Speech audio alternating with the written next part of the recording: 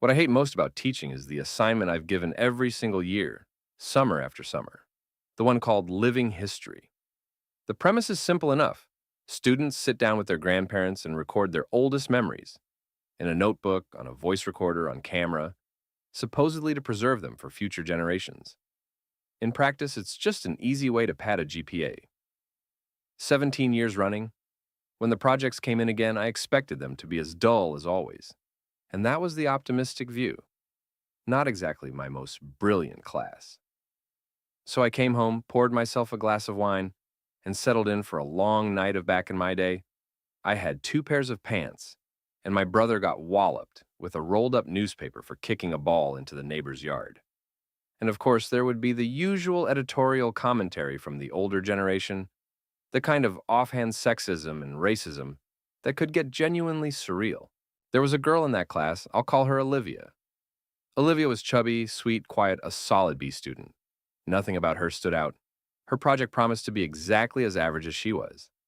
That's part of why I was so shaken by what I actually watched that night. For some reason, Olivia had submitted two discs. I started with the one labeled Interview. The screen flickered and then grainy footage began to play. A living room stuffed with clutter. Olivia was sitting in an armchair with a notepad in her lap, looking like a startled kitten. Across from her sat a man with a grim expression, smoking a cigarette, watching her with patient, waiting eyes. Go ahead. I'm here with my great-uncle Stephen. He's going to tell us about when he was in the army a long time ago. Uncle Stephen's expression suggested he would have preferred to be back in a foxhole, but he waited for her questions. As expected, Olivia read straight from the prepared questionnaire I'd handed out to the whole class. Twice during the interview, her mother whispered from behind the camera, "Speak up, Olivia. Dull as dishwater." The interesting moment came when Olivia finally set down her notepad and asked, "Did you like being in the army?" "No, but it was good to get away from home." "Where did you go?" "The Balkans." "Hmm. Is it really different there?" "In the Balkans?" "Yes." "Uncle Stephen, what's your worst memory from the army?" The old man stubbed out his cigarette and slowly pushed himself to his feet. "Back in a minute," he muttered, and the picture cut to black. When the camera came back on, the room was the same, except Uncle Stephen had laid out some papers in plastic sleeves across the coffee table, among all the other junk. He picked up one of the folders. "I was just a kid when I enlisted. Same age as your brother. I wasn't in combat. Both my deployments were in Eastern European cities that had been torn apart by civil war. I'll tell you what, it was a shithole. I felt like a goddamn janitor out there." Uncle Stephen sighed and looked down at the folder. Our unit was assigned to what was left of a school. Blown out windows, caved in ceilings. But what got me most was that by the time we arrived, it had been sitting that way for years. Nobody had lifted a finger. Kids used to walk past, begging for money or whatever the hell. The camera lurched downward as Olivia's mother cut him off. Hard to make out exactly what she said, but easy enough to imagine. "Oh, do you want to hear the story or not?" That's what I thought. I'll say what I want. "Mom, please don't interrupt. You're not going to present this in front of the whole class, are you?" "No, Mom. We just hand it in to the teacher." "Well then." "Teacher's not going to melt." The camera found its way back to the right angle and steadied. I asked too much anyway. I found this letter in the basement of that school. At the time, I had no idea what it said, but a buddy of mine translated it. I'm going to read it now, and then I'll tell you what I saw down there. A chill moved through me. Olivia's mother zoomed in on Uncle Stephen's face. The hands holding the letter were shaking badly. He read, "Dear Sir, I have never loved my country. These battles are the product of fanatical patriotism, a fight for control over the wreckage of what was once a great nation. But frankly, I don't care what letters appear on the map where my home is marked. The war is meaningless, and I do my best to stay as far from it as I can. But it was not the endless attacks, not the indiscriminate violence that took my wife and child from me. It was illness. The disease was merciful to the little one. It was over quickly. Nadia suffered longer. All I could do was watch in horror, helpless. My only comfort is that I was with them. At some point, I simply stopped going to work, and no one came looking for me. I doubt they noticed I was gone. I can see the school from my window. I could have gone in for a few hours each day and come back to be with my family. But what would be the point? My job was mopping floors.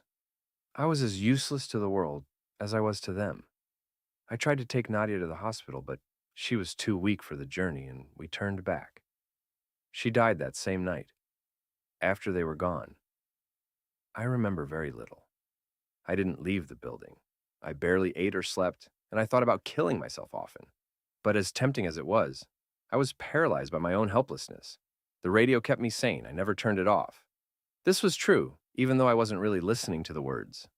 The station with the least static was broadcasting in English, I think, a language I don't know at all. But the sound of voices of music, the knowledge that somewhere beyond this God-forsaken city, life was still going on. That was enough to hold me together. I don't know how much time passed before I saw sunlight again. Hunger was making me dizzy, and getting food became the only thing that mattered. I took the radio with me, of course. I hadn't let go of it since I'd shut myself inside. It speaks to me while I sleep and when I wake. I have no idea what it's saying, but I know I wouldn't have lasted a minute without it. Once I had food and water, there was nothing left but to go back to work. So I did. The next morning, I was back at the school, mopping floors. No one brought it up. The teachers rarely spoke to me directly. Mostly we just smiled at each other in the hallways. When I think about it, that quiet mutual respect is the very reason I came back. While I was gone, the school had gone straight to hell. I pulled my mop and rags out of the storage closet and got right to work. Everyone's glad I'm back, of course they are. But the best part is that nobody cares about my radio. I turned the volume down so it wouldn't disturb classes, and I carry it with me everywhere. No complaints so far. I think they actually like it. The school building isn't very big, but it needs constant attention. The floors are always sticky and filthy, and scrubbing them takes up most of my time. Kids love making a mess. Probably why I'll always have a job here. I have to move things around to get at every last spot, but I take pride in doing it right. Oh, and repairs. I almost forgot. There's always something that needs tightening, and I'm the man for it. Sometimes I fix broken desks, whistling along with the radio. Sometimes it's something more serious, a real repair job. On days like that, I feel indispensable, like a cog in a machine. How did this school ever get along without me? It's good to be needed again.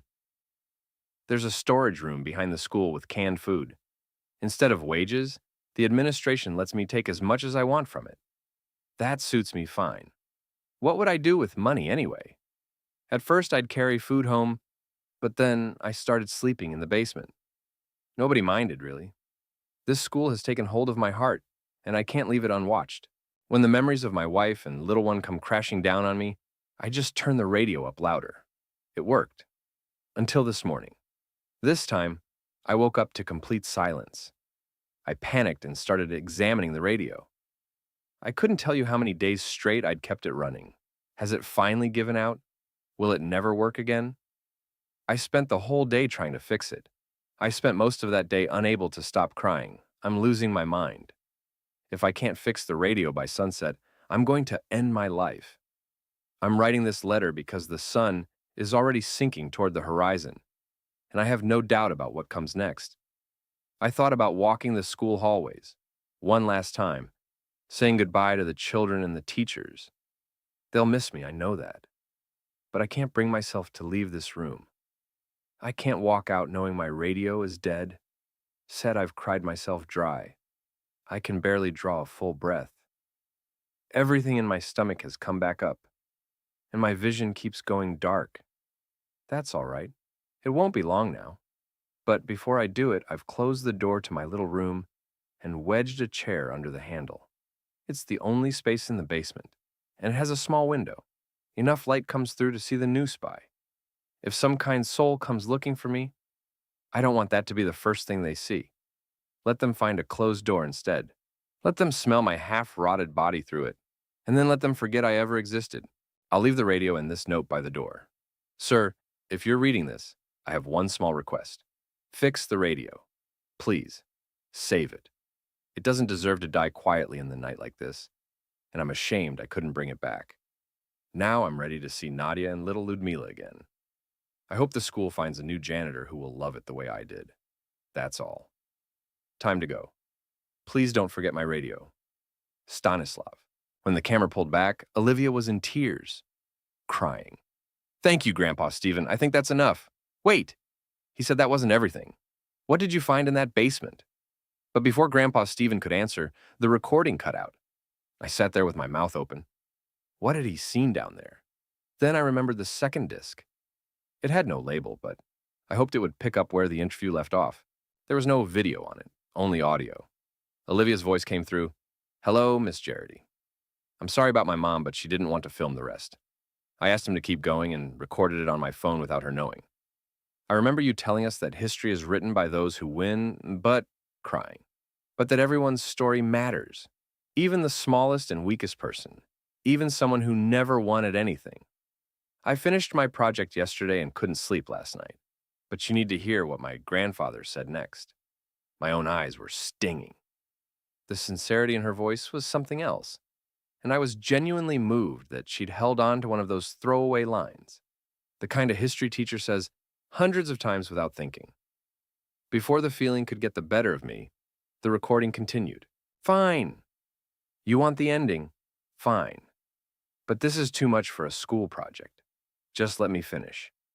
If it's too much for you, go to the kitchen and have a snack. Olivia wants to know what happened. The woman muttered something and left the room. Grandpa Stephen and Olivia were alone.